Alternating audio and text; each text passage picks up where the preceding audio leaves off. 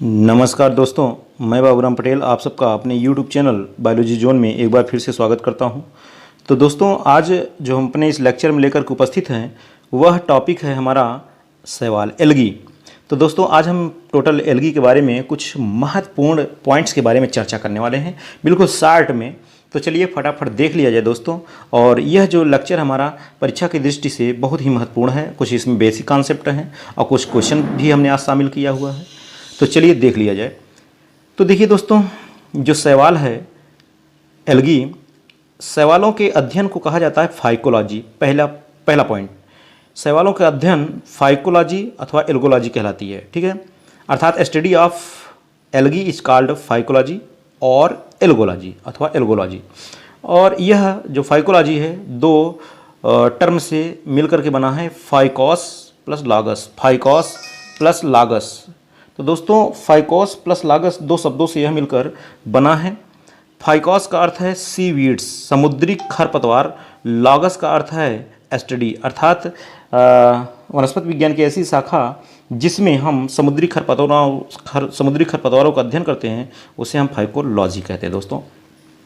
और यह जो टर्म है दोस्तों, जो एल्गी टर्म है, यह दिया था लिनियस ने। ठीक है, और ये शैवाल जो होते हैं दोस्तों, हम आपको बता दें नॉन वैस्कुलर होते हैं। नॉन वैस्कुलर अर्थात वैस्कुलर यहाँ शब्द आ गया, अर्थात इसमें वैस्कुलर बंडल नहीं होते दोस्तों। अर्थात वैस्कुलर बंडल आप जानते हैं, वैस्कुलर बंडल का क्या अर्थ है कि उसमें जाइलम और फ्लोएम और इसमें कैम्बियम होंगे। तो दोस्तों, इसमें वैस्कुलर बंडल नहीं होता है। ठीक है, और अगला पॉइंट है कि विदाउट इम्ब्रियो, इसमें इम्ब्रियो का फॉर्मेशन नहीं होता है। आफ्टर फर्टिलाइजेशन, निषेचन के बाद इसमें इम्ब्रियो का फॉर्मेशन नहीं होता है शैवालों में। और शैवाल हम आपको बता दें दोस्तों, अगला जो पॉइंट्स है आप देख रहे हैं कि शैवाल जो होते हैं ऑटोट्रॉफिक होते हैं, अर्थात स्वपोषी होते हैं। अपना भोजन ये स्वयं बनाते हैं, अपना भोजन स्वयं बनाते हैं प्रकाश संश्लेषण की क्रिया द्वारा। और मोस्टली एक्वेटिक होते हैं शैवाल। प्रायः कैसे होते हैं दोस्तों, ये जलीय होते हैं, जल में रहते हैं दोस्तों, जल में। और विद सेलुलोज वाल्स, इसमें जो है सेलुलोज वाल्स उपस्थित होती है दोस्तों। इसके जो सेल में सेलुलोज वाल्स उपस्थित होती है, जो इसकी भित्ति है उसमें क्या होता है, सेलुलोज होता है दोस्तों। और इसका जो फूड मटेरियल है, फूड मटेरियल संचित भोज्य पदार्थ इसमें होता है, वह स्टार्च होता है। स्टार्च अर्थात मंड होता है दोस्तों। इसमें संचित भोज्य पदार्थ मंड के रूप में होता है, अर्थात एल्गी का जो संचित भोज्य पदार्थ मंड है। अब इसमें जो सेक्स ऑर्गन्स होते हैं दोस्तों, जननांग विद यूनिसेलुलर और अथवा मल्टीसेलुलर, इसमें जो सेक्स ऑर्गन्स होते हैं, जननांग होते हैं, वह एक कोशिकीय अथवा बहुकोशिकीय होते हैं दोस्तों, एक कोशिकीय अथवा बहुकोशिकीय। तो चलिए आगे देखते हैं अगले पॉइंट्स में। अगला पॉइंट्स क्या कह रहा है दोस्तों, अब देखिए यहाँ एक टर्म आ गया थाइलस दोस्तों। क्या आ गया, थाइलस। जहाँ पर भी अगर थाइलस शब्द आ जाए तो ये मान के चलिए कि उसकी जो प्लांट बॉडी है, उसकी पूरा जो पौधा है, उसका पौधा जड़ तना पत्ती में विभेदित नहीं है। यहाँ हमने देखिए दिखाया है कि not differentiated into root stem and leaf, अर्थात वह जड़ तना पत्ती में विभाजित नहीं होता है। शैवाल आप जानते हैं एक धागेनुमा संरचना ऐसे है। अब इसमें जड़ तना पत्ती ऐसा हम डिवाइडेशन इसमें नहीं देखते हैं दोस्तों इसे हम कहते हैं थाइलस। थाइलस मीन्स आप समझ गए कि जिसका प्लांट बॉडी रूट स्टेम और लीफ में डिवाइड नहीं होता है। अब यहाँ देखिए अगला जो पॉइंट्स है कि फादर ऑफ माइकोलॉजी। एक मिनट दोस्तों, यहाँ पर आप देखिए जरा, एक ये जो अक्षर है माइकोलॉजी नहीं बल्कि यहाँ क्या फाइकोलॉजी, क्या होना चाहिए दोस्तों, फाइकोलॉजी। थोड़ा सा लिखने में मिस्टेक हुआ है, फाइकोलॉजी, क्योंकि हम इसके अध्ययन को क्या कहते हैं दोस्तों, फाइकोलॉजी। तो फादर ऑफ फाइकोलॉजी किसको कहा जाता है दोस्तों, यफी फ्रिच को कहा जाता है फादर ऑफ फाइकोलॉजी अथवा एल्गोलॉजी। और जो इंडियन फादर ऑफ फाइकोलॉजी हैं वो कहा जाता है यमओपी अयंगर को इंडियन फादर ऑफ फाइकोलॉजी कहा जाता है दोस्तों। ठीक है, फोटोसिंथेसिस बाय एल्गा। और अच्छा एक बात और हम आपको बता दें, जो शैवाल होते हैं मोस्टली जो है एक्वेटिक होते हैं, जल में रहते हैं, लेकिन फ्रिस्चिएला ट्यूबेरोसा दोस्तों, यह एक शैवाल है फ्रिस्चिएला ट्यूबेरोसा। यह जो है टेरेस्ट्रियल एल्गा है, फ्रिस्चिएला ट्यूबेरोसा। और हम आपको बता दें यफी फ्रिच के शिष्य हैं यमओपी अयंगर।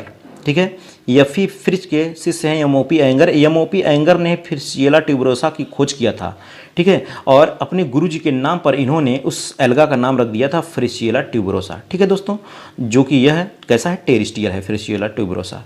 तो चलिए आगे हम बात करते हैं। आप देख रहे हैं फोटोसिंथेसिस बाय एल्गी 90%, अर्थात पूरे जो भी प्रकाश संश्लेषण की क्रिया होती है पूरी, जिसमें से शैवालों के द्वारा ही केवल कितना परसेंट, 90% प्रकाश संश्लेषण की क्रिया होती है। तो आप समझ सकते हैं कि प्रकाश संश्लेषण की क्रिया में शैवालों की कितनी बड़ी भूमिका है दोस्तों। तो चलिए आगे हम देखते हैं। लिखा है अगला पॉइंट्स कि product of photosynthesis in BGA. BGA का मतलब ब्लू ग्रीन एल्गी, नील हरित शैवाल।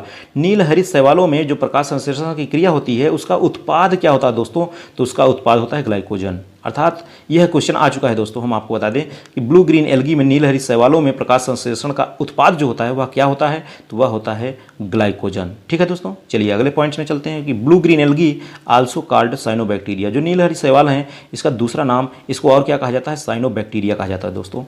अगला देखिए, अगला पॉइंट्स क्या है, क्लोरेलिन। क्लोरेलिन क्या है दोस्तों, हम आपको बता दें यह एक एंटीबायोटिक है, ठीक है। क्लोरेलिन जो है ये एक एंटीबायोटिक है और यह एंटीबायोटिक जो प्राप्त की जाती है क्लोरेला से प्राप्त की जाती है, ठीक है। अब यहाँ अगले पॉइंट्स में आप देखिए लिखा है अगार अगार, बहुत ही इंपॉर्टेंट पॉइंट्स है अगार अगार। यह जो है पोषक माध्यम होता है एक, यह किससे प्राप्त किया जाता है, agar agar obtained from Gracilaria and Gelidium. Gracilaria और जिलेडियम से प्राप्त किया जाता है। और ग्रेसिलेरिया जो जिलेडियम होते हैं किसके सदस्य हैं दोस्तों, रोडोफाइसी की। यह क्वेश्चन बहुत बार आया है दोस्तों, ये अगार अगार किससे प्राप्त होता है, तो ग्रेसिलेरिया जिलेडियम, ठीक है। कारा, देखिए अगला पॉइंट हमने क्या लिखा है, कारा इन मड। आप जानते हैं कि जो शैवाल होते हैं प्रायः जो जल में होते हैं, लेकिन यहाँ कारा एक शैवाल है, शैवाल का सदस्य, वो कहाँ होता है, कीचड़ में, ठीक है। और आगे देखिए प्रोटोडर्मा, यह जो शैवाल है यह कहाँ होता है दोस्तों, यह होता है कछुआ के पीठ पर, टर्टाइल के कहाँ होता है, पीठ पर होता है दोस्तों। अगला पॉइंट है क्लाइडोफोरा। क्लाइडोफोरा कहाँ उपस्थित होता है, क्लाइडोफोरा भी एक एल्गा है, शैवाल है। यह कहाँ होता है, स्नेल, अर्थात जो स्नेल घोंघा होता है उसके जो है कवच के ऊपर होता है दोस्तों। तो चलिए आगे हम बात करते हैं, अगले पॉइंट्स में बढ़ते हैं, अगले पॉइंट्स की तरफ। अगला पॉइंट्स कह रहा है कि जू क्लोरेला। जू क्लोरेला यह भी एक सवाल है दोस्तों। तो जू क्लोरेला कहाँ होता है, यह होता है हाइड्रा के अंदर, हाइड्रा के इनर साइड होता है। हाइड्रा एक सवाल है दोस्तों, सॉरी हाइड्रा एक जो है जंतु है दोस्तों। हम आपको बता दें कि इसमें जो है ये हाइड्रा ही एक ऐसा जो है जंतु है जिसमें अमृत का गुण होता है, अर्थात इसे जितने भी भागों में विखंडित कर देंगे उतने नए हाइड्रा बन जाते हैं, ठीक है। तो ये उसके शरीर के भीतर होता है दोस्तों। हम आपको बताते हैं कौन सा सवाल, जू क्लोरेला, ठीक है। और यहाँ अगला है सिफेल्यूरस। सिफेल्यूरस जब भी आ जाए तो पैरासाइट्स ऑन टी, आप ये सेंटेंस याद रखिए, पैरासाइट्स ऑन टी और कॉफ़ी, अर्थात चाय अथवा कॉफ़ी के ऊपर यह परजीवी के रूप में होता है सिफेल्यूरस, ठीक है, सिफेल्यूरस जो एल्गा होता है। अगला ये दो नाम जरूर आते हैं दोस्तों, नास्टाक और एनाबीना, ठीक है। जो नास्टाक होता है यह कहाँ होता है, एंथोसिरास। एंथोसिरास ब्रायोफाइटा के सदस्य है, ब्रायोफाइटा का एक सदस्य है। तो ये एंथोसिरास के थैलस के अंदर होता है नास्टाक, ठीक है। और जो एनाबीना होता है यह किसके अंदर होता है, एजोला। एजोला टेरिडोफाइटा का सदस्य है दोस्तों। एजोला को जो है यूज है बायो फर्टिलाइजेशन, जैव उर्वरक के रूप में भी यूज किया जाता है दोस्तों। और यह टेरिडोफाइटा का सदस्य है, ठीक है। तो इसके भीतर कौन सा होता है, एनाबीना, ठीक है। तो यहाँ दो अलग से कुछ पॉइंट्स हैं कि इसके उपनाम, जैसे स्पाइरोगायरा आप जानते हैं, हीलोथ्रिक्स, स्पाइरोगायरा, यूडोगोनियम, वाल्वाक्स सब पढ़ा है। तो यहाँ स्पाइरोगायरा का दूसरा नाम क्या है, पॉन्ड सिल्क अथवा वाटर सिल्क कहा जाता है, या पॉन्ड स्कम भी कहा जाता है। जो कारा होता है दोस्तों इसको स्टोन वाट कहा जाता है, जिसके उपनाम है दोस्तों। तो चलिए आज के लेक्चर में बस इतना ही दोस्तों। उम्मीद करता हूँ कि आपको यह लेक्चर अच्छा लगा होगा। अगर आप हमारे चैनल पर नए हैं तो आप हमारे चैनल को एक बार सब्सक्राइब जरूर करिएगा दोस्तों। और अपने अगले हम टॉपिक में आपको बता दें कि जो सवाल है इससे जितने भी क्वेश्चन टी में अभी तक पूछे गए हैं उसका हम एक प्रैक्टिस सेट लेकर के उपस्थित होंगे। तो चलिए आज के अपने इस लेक्चर में बस यहीं तक। ओके।